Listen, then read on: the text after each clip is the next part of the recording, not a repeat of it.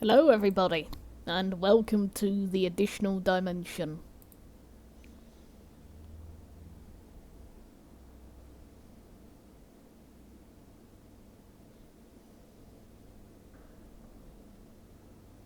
Doc, do you copy? Finally, the signal's through. Listen, the mission is about to begin, so I have to read you the protocol line by line, according to the manual. Right. Protocol 324. By order of the Institute's Party Department, regarding the implementation of the Deep Spatial Probe. 3 hours ago, our experimental team confirmed the theoretical model of Comrade Professor Yakovenko. The Lenin State Collider has successfully accelerated a particle to, exceed the speed of light, which created a breach into a completely new dimension packed inside our world. Operation Codename Expedition Number 1.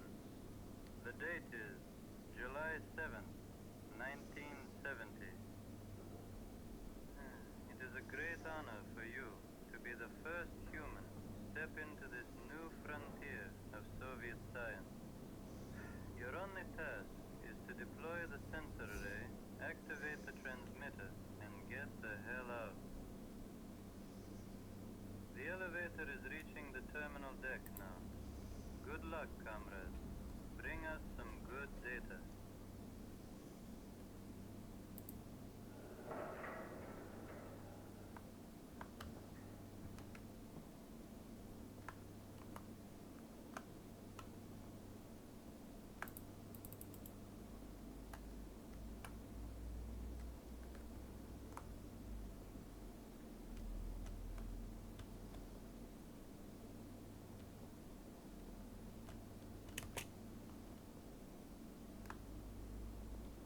That column, or whatever it is, will be a suitable place for a transmitter.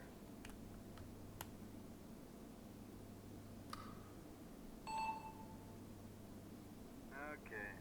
I can see the data is coming in. Signal is strong and steady. Good job, Doc. We're wrapping things up here. Come back to the elevator.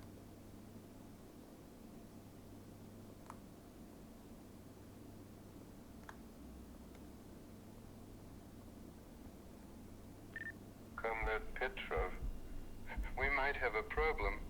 I don't see the exit. Comrade Petrov, do you copy? Please respond.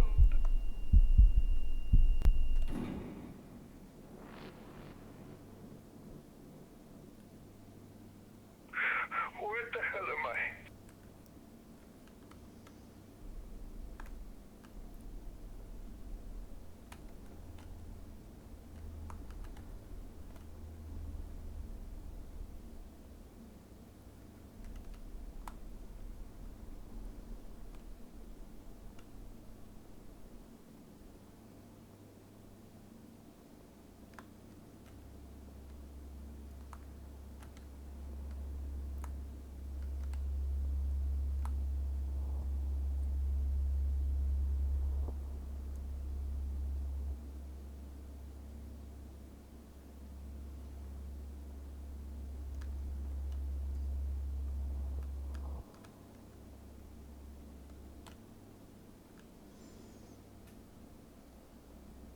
What the hell?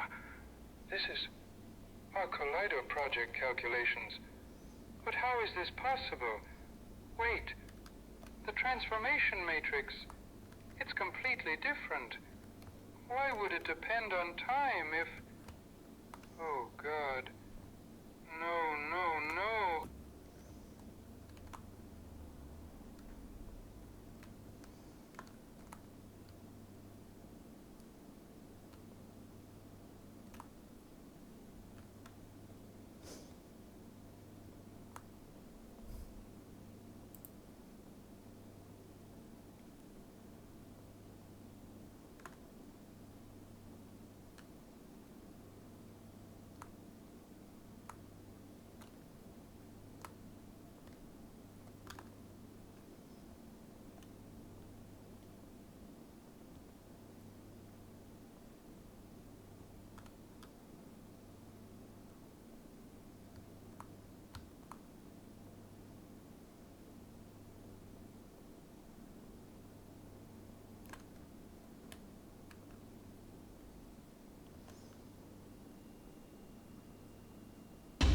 Ugh. Okay. What the fuck was that?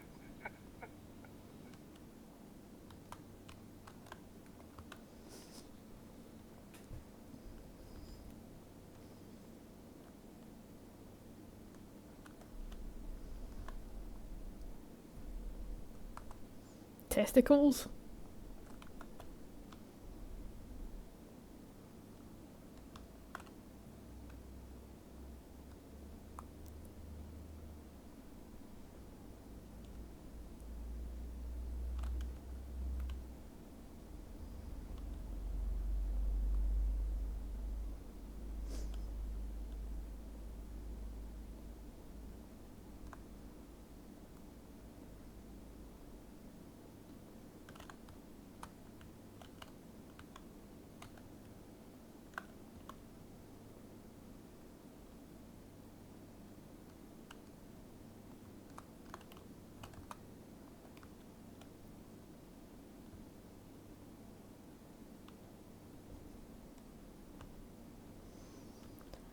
Haven't gone to the left yet, so...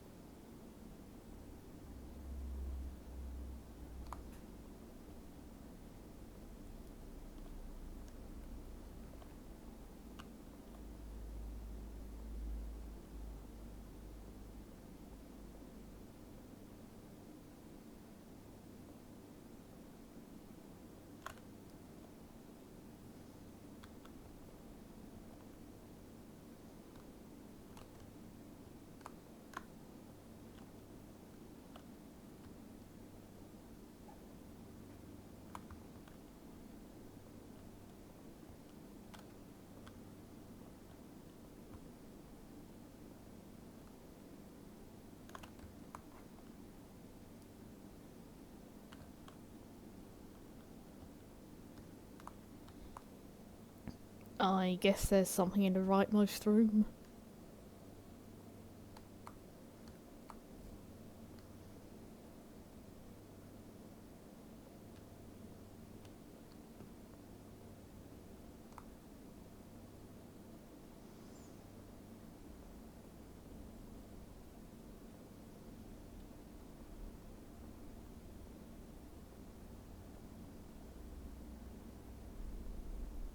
Here we are.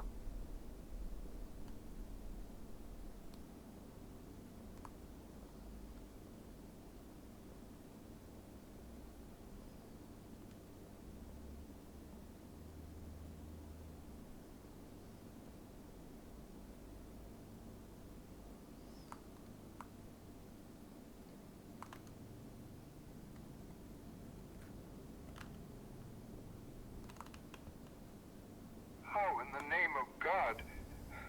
An established base camp? Look at those crates. December 11, 1985. Exactly 4 hours ago, we successfully breached the anomaly. Spatial deviation from the primary target coordinates was roughly 10 seconds, well within expected margins. We have located a sector with a Yakovenko coefficient of approximately 0.862, which makes it stable enough to hold a camp. Expedition morale is exceptionally high. Only the chief remains grim. He has been staring into that sealed KGB folder since morning. Perhaps he simply skipped sleep. Shaneko, on the other hand, is practically ecstatic today. I have never seen the bastard so enthusiastic. No matter, we are standing at the absolute vanguard of Soviet science. Our breakthroughs here will permanently cement the party's dominance over the decaying West. Senior Field Engineer Stepanov 5.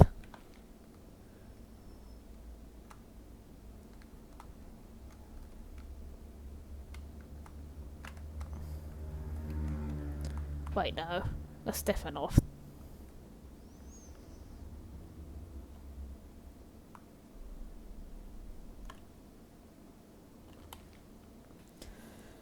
Professor Alexandrov's note. Initially we were told that we were the first, the vanguard of science, doing a great work for the sake of the party. But right before we moved out, Colonel Krasnov from the KGB handed me a folder, stamped top secret. He didn't say a word, just winked and left, motherfucker. Turns out our expedition is the second one, and the first investigator, well, he went missing. Some physicist back in the 70s. The document states that after approximately 2 minutes he panicked, screaming that he couldn't find the exit. Then the transmission cut out and they have never heard from him again. I understand that our theory has advanced since then. Yakovenko did brilliant theoretical work, and we now know that the spatial topology of this place is far more complex than we initially anticipated. But I feel deeply uneasy. Chernenko told me he suspects that space isn't the only variable here. If he is right, we might be completely fucked. As a chief, I am supposed to keep morale high, but... And it cuts off there. Hello? Mr. Obama? E.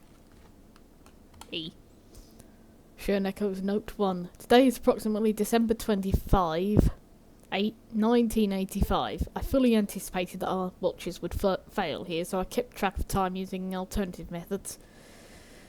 A few days ago, the intern went scouting in Sector A/1, right next to the camp. He returned, but, well, it would have been better if he hadn't. Now he just stares at the wall, occasionally screaming. I am not entirely sure what he stumbled upon out there. The team's morale is practically non-existent at this point. They are all whispering about this place being hell, purgatory, or some kind of American trap. Every single one of their theories is absolute bullshit.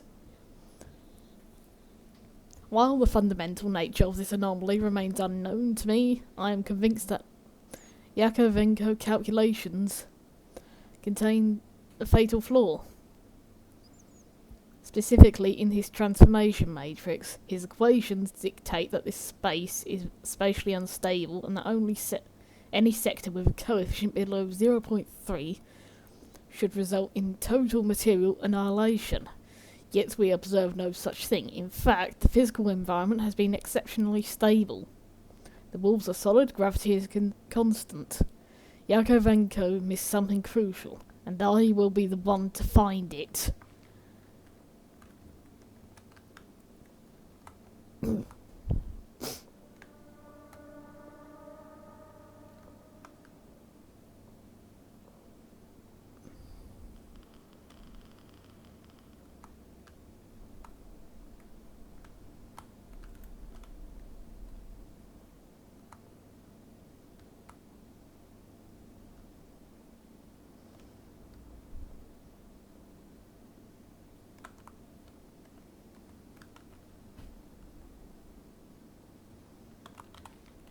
Intern's note. The very first thing we did after arriving was install this security system.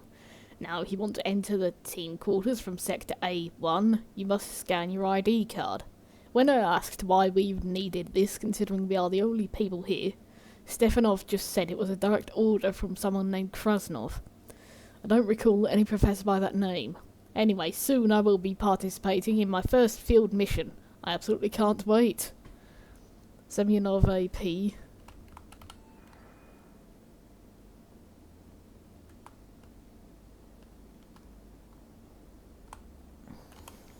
December 21st, 1985. Well, it should be at least. It's becoming impossible to track time here. Watches don't work. I can't even feel my own pulse anymore. Most of us don't sleep. It's as if we don't need to. Communication with HQ cut out the day after we arrived. 2 other expedition members and I tried to make it back to the exit. We walked for what felt like days, only to find ourselves walking right back into the camp. The chief is broken. He doesn't leave the corner he calls his office. The guys from the field team mentioned they saw someone in an older model hazmat suit in that eerie room with the holes in the wall that react to being watched. I'm just so tired. The only one who's still able to function is Associate Professor Chernecko. He just keeps calculating something in his quarters. He's probably gone completely insane. Senior Field Engineer Stefanov.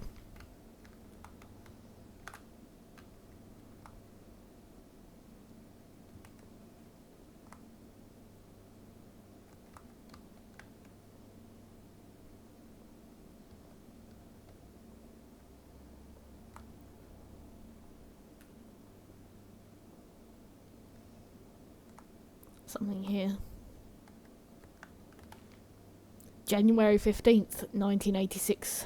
We decided to make a last attempt. When we left the camp, it was January 13th, according to Chernecko. Our whole team, except him and Alexandrov, we walked and walked and walked. I could have sworn we had been walking for at least several months when we saw it. In the middle of the darkness, the exit, an elevator similar to the one we used to get here, but older maybe. It is difficult to describe how happy we were to see it. We entered the elevator and it started moving up, and then I felt like reality itself was dissolving. A loud bang, complete darkness, and the next thing I see is the ceiling of our camp. It was a dream, or rather a nightmare. I could have thought so if I hadn't seen the shock on the faces of the other crew members who found themselves in the exact same situation. We have collectively decided to end this. Sector A1 has a Yakovenko coefficient of around 0.51. In practice, they say this means that if nobody observes it, it remains generally stable. If we are all dead, there will be no one left to observe it. Hopefully we will finally find peace. Chernenko refused the idea, but promised to avoid Sector A1 to prevent further observation side effects. Alexandrov is part of this place now, Stefanov.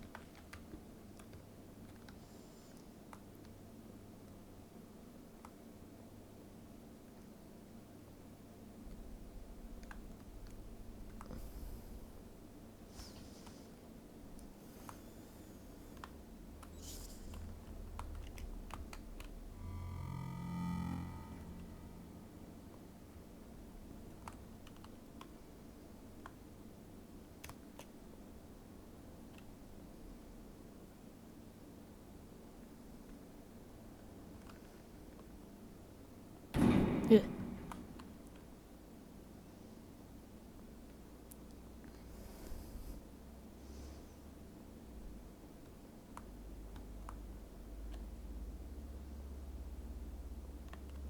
No way out.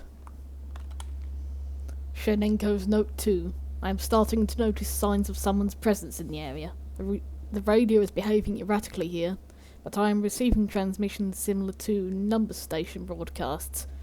It could be the next expedition, or perhaps the previous one.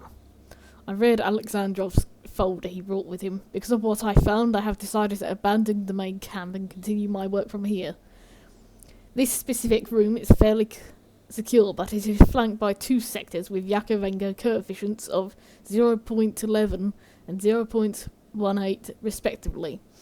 At such low values, the gradation is absolute. The entryways and exits are in a state of constant violent flux.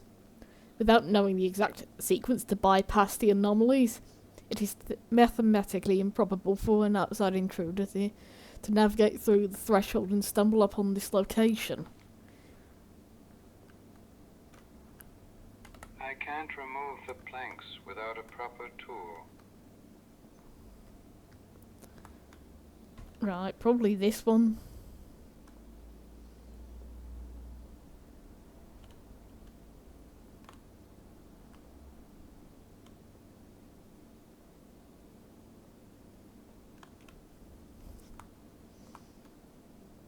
This one.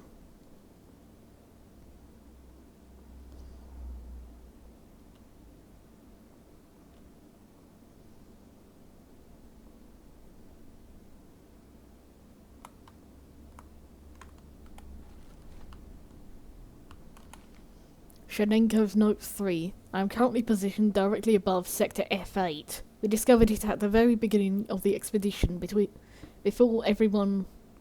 Well, it was initially believed that this sector was impossible to navigate, a seemingly infinite field of pillars shrouded in absolute darkness. In fact, within our standard spatial model, it was impossible to cross. However, I have recently begun receiving a strange rhythmic signal originating from the far side of the field. This implies that navigation is possible via radiogoniometer direction finder. I have also deployed a local radio transmitter at my current position to ensure a safe route back. On the display, the red tracker indicates the foreign signal. The yellow tracker marks my own transmitter.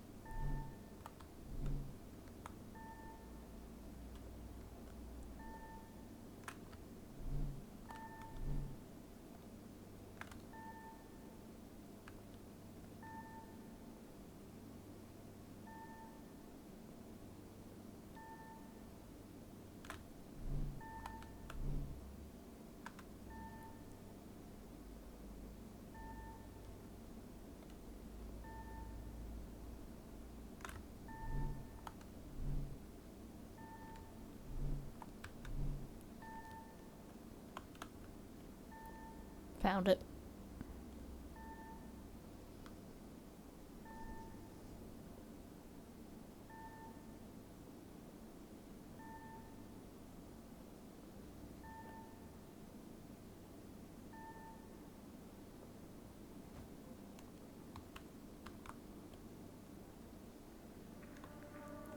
Oh god, what the fuck?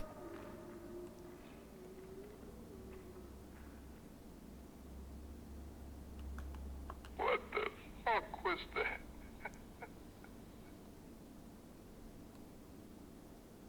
Please tell me it's not still there.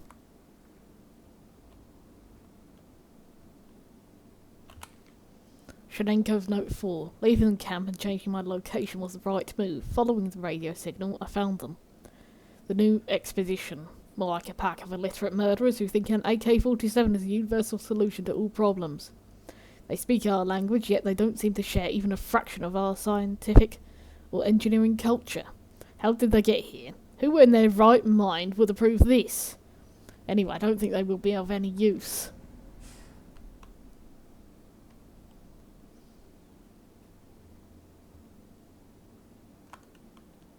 Nothing there, so up.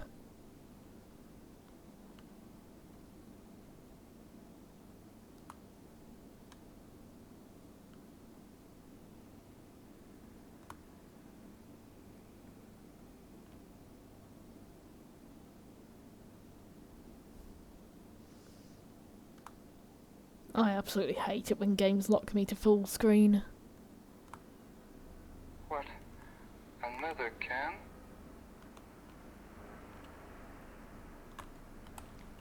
Disciplinary log. November 19, 1997. Senior Sergeant Voitenko, 5 hours inside the flesh room. Junior Engineer Kabalov received 10 lashes. Handwritten note. That motherfucker of an associate professor keeps irritating me. Cut his fucking legs off. Let's see if his degree helps him walk out of here. Signature Head of Expedition 3, Captain Strelikov, KH. Jesus Christ. September 29, 1997. This is a total catastrophe. I don't even know where to begin. A bunch of higher-up assholes from the CIS committee in expensive suits came to us, dumped a pile of classified documents on my desk, and said, We need this project to continue. What? A project calculated by the ancient dick Yakovenko, the very project that has already killed at least 11 people in the middle of a severe economic crisis. They just muttered something about a matter of international prestige and left. Of course, our funding is near zero. Somehow we managed to prepare the collider after 8 years of idleness. But when it came to assembling a team, we only had myself and 2 volunteers left from the Institute. For the management, however, this wasn't an issue. They can no longer give orders to scientists, but they can still command the army. Meaning the so-called expedition now consists of 2 scientists, 1 engineer, and 7 soldiers who don't look friendly at all. By some miracle, the collider worked within expectations. We breached the space 2 days ago using Alexandrov's corrections to the Yakovenko's original equation. And yet the only order we have received so far is to stand by. Great. Professor Semchenko.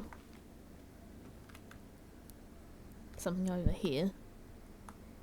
Crowbar. We can finally be a collider.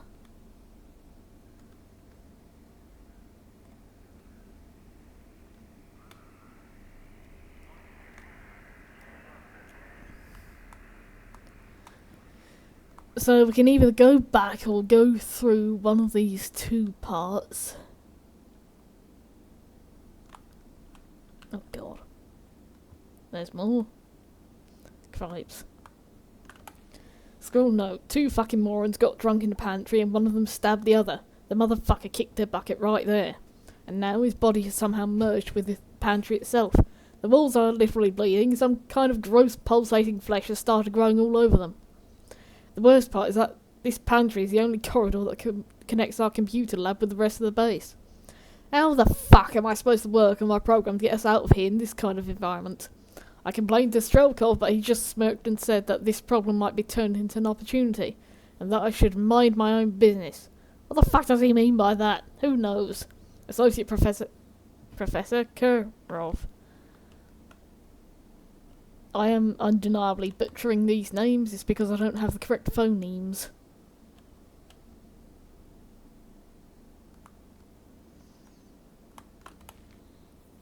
October 19, 1997. Yesterday, communication with Moscow went dead. Today, Kyiv isn't responding either. Astana, Minsk, Tashkent, absolutely nothing. The conclusion? Nuclear war. Those diploma-wielding whiners are trying to tell me some fairy tales about radio waves and time distortion. Have they lost their fucking minds? How the hell can time curve, if not rifle down? Enough. Our only chance of survival in here is iron discipline. Captain Strelkov.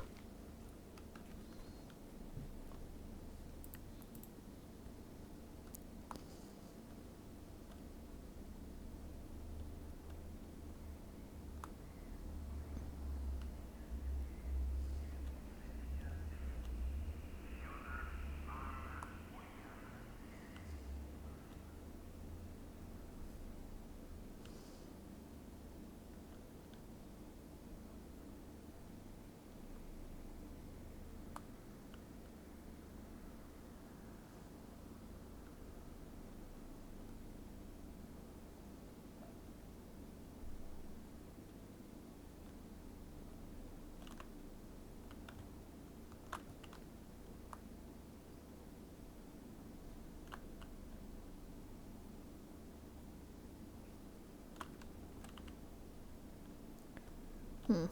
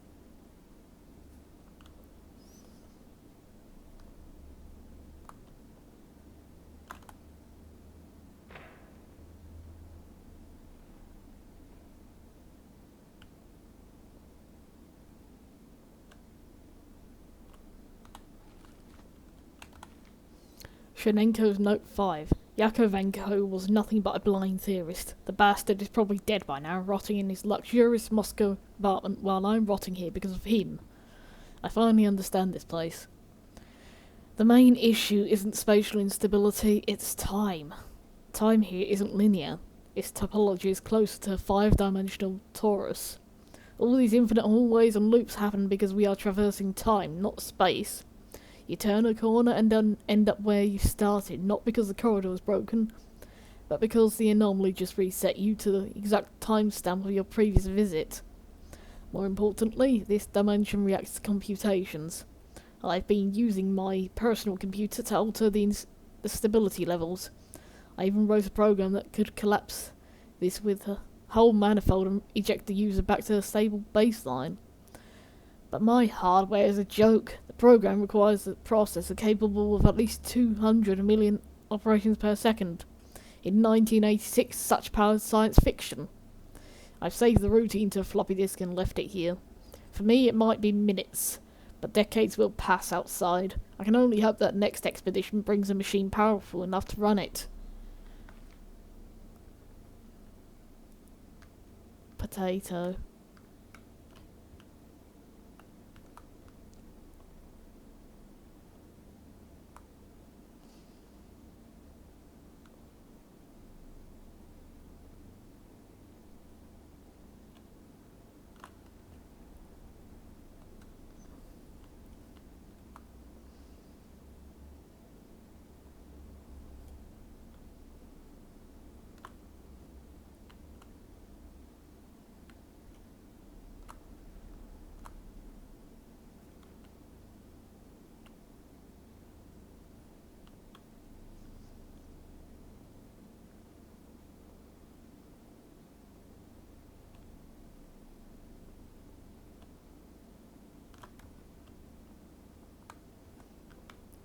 Nothing new there.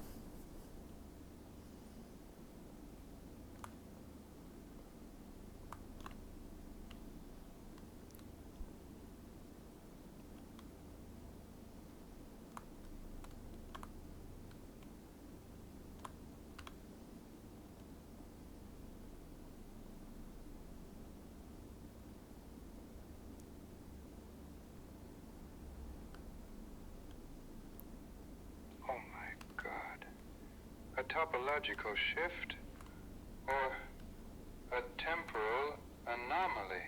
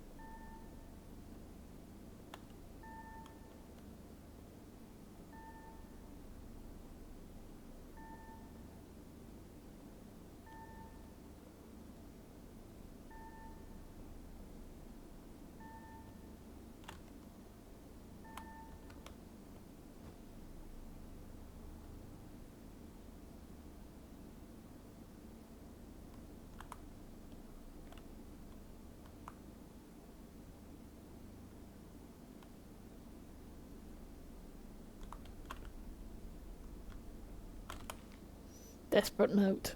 It's July 7, 1970, or at least it was before I got here. Time in this place is a very relative concept.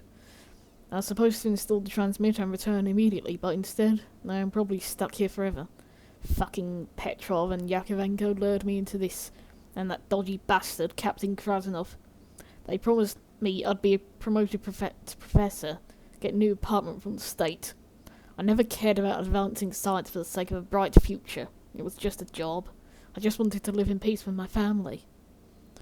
While wandering these corridors, I stumbled upon the work of someone named Chernenko. If he is right, this place exists completely outside of our concept of a timeline. The time here curves, wraps around itself, and behaves erratically. You can meet poor bastards from a completely different decade. Hell, you could probably even meet yourself from the past or the future. If only I could meet this Chernenko, or whatever's left of him. Maybe he knows how to get the hell out of here.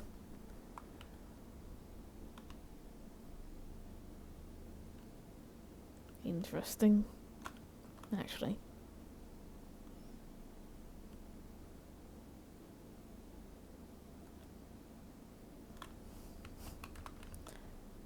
No.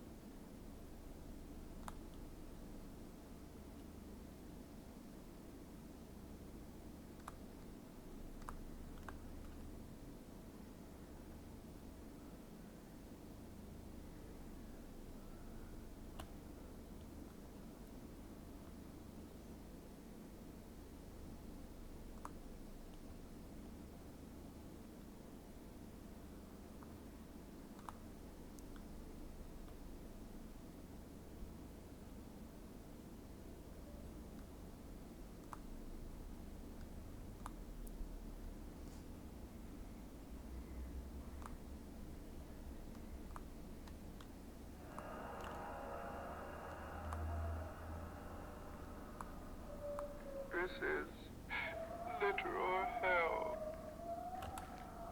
Bloodstained scrap. It's not a punishment. Strelkov is blind. He doesn't understand. It's not a punishment. It's womb. The walls, they don't just bleed. They breathe. They talk to me in Seryoga's voice. Seryoga didn't die when he was stabbed. He just stopped being separate. He became everything. I can feel it under my fingernails. It's growing inside my skin while I leave. The world outside is cold and dead. Moscow is dead. Everything is dead. But here it's warm. It's so warm. I don't want to go back to the barracks. Let me stay, let me stay, let me stay, let me... Fucking hell. Oh hey, a computer.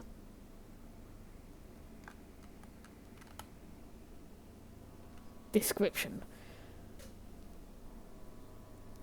The program attempts to collapse the local 3D geometric manifold by overloading the core collider loop, designed by Associate Professor Kirov, BL, to exploit anomalies in the local space-time continuum. Critical error warning in the system of differential equations describing the boundary layer remains unsolved. Due to the lack of raw computational power on the Pentium 2 architecture, the variance calculation cannot be completed. Expected outcomes 50-50. Successful displacement. The subject is ejected outside the boundaries of the local manifold back into the baseline reality. Architectural merge. The subject's physical mass and cognitive matrix are compressed into spatial geometry, permanently becoming an element of the infrastructure. I couldn't finish the math. Strelkov is at the door. God forgive us. Yeah, I think we'll just run the proper program.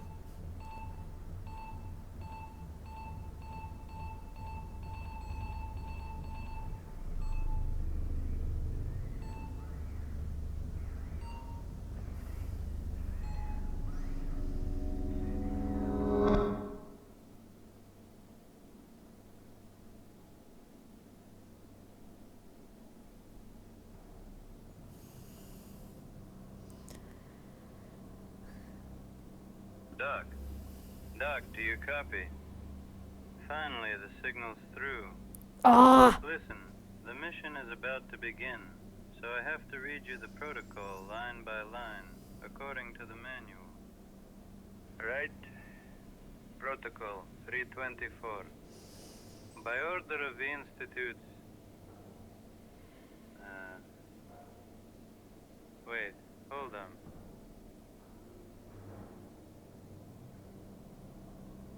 Oh, for fuck's sake. Doc, change of plans. The mission is cancelled. Turns out Yakovenko completely fucked up the math. There is no dimension down there. Just a bunch of empty space and solid rock. We're pulling the elevator back up. Let's go home.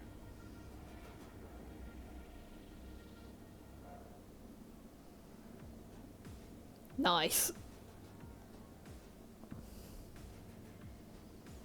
Oh, there's two endings.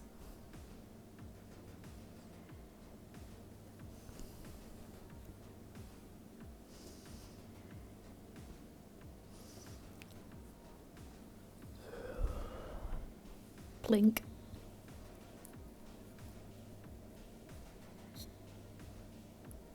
I was expecting jump scares and stuff. Good game.